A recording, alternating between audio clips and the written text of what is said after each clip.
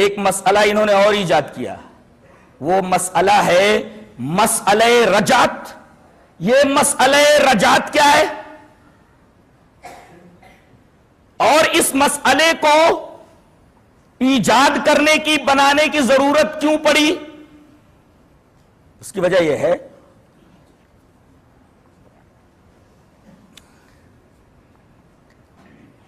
کہ ایک اصول اللہ نے بتایا ہے کہ اللہ حق پرستوں کو، حق کے ماننے والوں کو عزت دیتا ہے اور منافقوں کو، کافروں کو ذلیل کرتا ہے۔ اب حضرت ابوبکر کو اللہ تبارک و تعالیٰ نے عزت دی، حضرت عمر کو اللہ تبارک و تعالیٰ نے عزت دی، حضرت عثمان کو عزت دی، بہت بڑے بڑے صحابہ جتنے ہیں اللہ تبارک و تعالیٰ نے سب کو عزت عطا فرمائی، اور خاص طور سے ان تینوں خلفاء کو اللہ نے بہت ہی عزت سے نوازا۔ اب انہوں نے یہ دیکھا کہ ہم تو ان تینوں کو کافر کہتے ہیں، ان کو تو ذلیل ہونا چاہیے، ان کو تو دنیا میں عزت ملی، تو انہوں نے یہ مسئلہ ایجاد کیا کہ ٹھیک ہے دنیا میں انہیں عزت شروع میں مل گئی، مگر جب قیامت قریب آئے گی تو حضرت مہدی ظاہر ہوں گے، حضرت فاطمہ اٹھیں گی، حضرت علی کو زندہ کیا جائے گا، حضرت علی مقدمہ دائر کریں گے کہ انہوں نے میری خلافت لے لی تھی، اور حضرت فاطمہ یہ دعویٰ دائر کریں گے کہ انہوں نے باغ فتح غصب کر لیا تھا،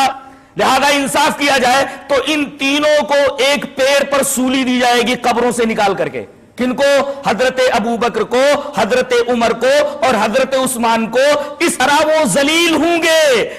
یہ بات ثابت کرنے کے لیے، ان کی ذلت کو بتانے کے لیے انہوں نے یہ مسئلہ ایجاد کیا، اور اس مسئلے کا نام مسئلہ رجعت رکھا ہوں۔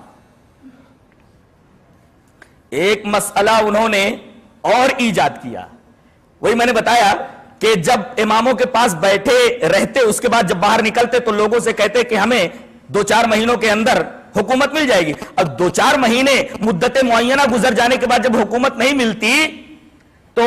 لوگ پوچھتے کہ بھئی اماموں نے تو کہا تھا 4 مہینے کے بعد، اس مدت معینہ کے بعد حکومت مل جائے گی، کیا ہوا؟ تو کہتے کہ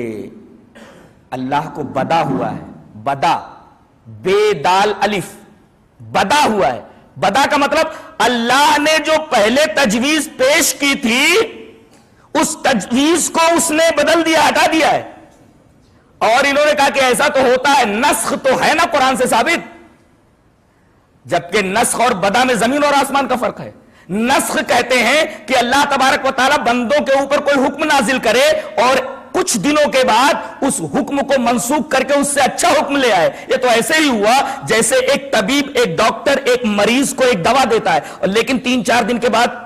اس کی صحت کے مطابق، اس کی صحت کو پیش نظر رکھ کر کے دوا بدل دیتا ہے۔ ایسے ہی اللہ تبارک و تعالیٰ اپنے بندوں کو کوئی حکم دیتا ہے اور چند دنوں کے بعد اس حکم کو منسوخ کر کے دوسرا حکم دے دیتا ہے تاکہ بندوں کو آسانی ہو جائے، اس کو کہتے ہیں نسخ۔ لیکن بدا بالکل اس کے الٹ ہے کہ اللہ تبارک و تعالیٰ کوئی وعدہ کرے کہ تم کو فتح ملے گی، تم کو حکومت ملے گی، اور اس کے بعد حکومت نہ ملے تو یہ تو اللہ تبارک و تعالیٰ کے لیے نعوذ باللہ جہالت لازم آئی، اور اللہ تبارک و تعالیٰ کو انہوں نے جاہل قرار دیا، جبکہ اللہ تبارک و تعالی غیب جانتا ہے اور اس کے علاوہ اس کائنات میں کوئی غیب کا علم نہیں رکھتا۔ لہذا یہ مسئلہ بدا بھی قرآن اور حدیث کے بالکل خلاف ہے۔